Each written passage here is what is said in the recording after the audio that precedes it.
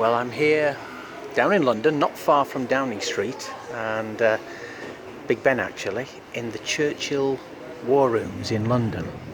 And absolutely fascinating, this place. They're located in effectively what were the underground bunkers where they ran the war from in 1940, because as soon as conflict started they had to safeguard the cabinet so that they could conduct the war. It's an absolute fascinating portrait of Churchill, his private secretaries, videos, the lampooning, the propaganda, and here are all the awards that he received post-war. You know, it was made Freedom of the City.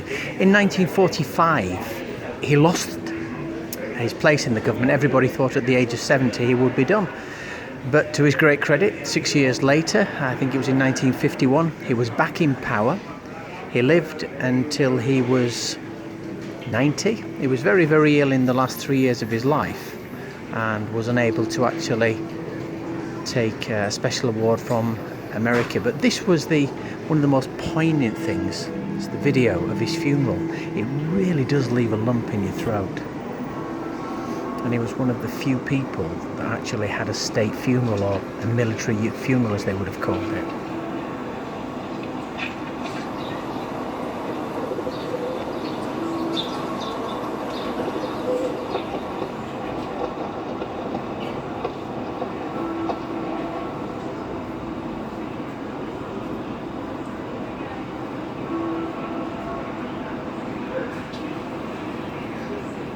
That was the moment that they buried Winston Churchill.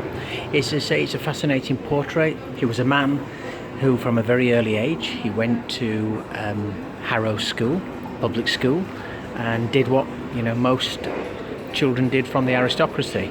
He spent time there. His parents never visited him. He was very lonely. I think he hated life at Harrow, and as his school reports show, he wasn't actually the best of scholars.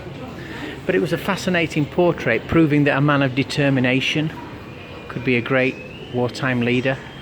And considering that he got dozens and dozens of honorary degrees for a man who didn't pass many exams, it was amazing. And the things that you realised he did when he was a leader.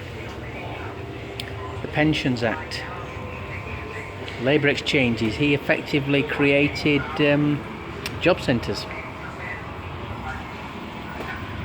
minimum wage, safety in the mines,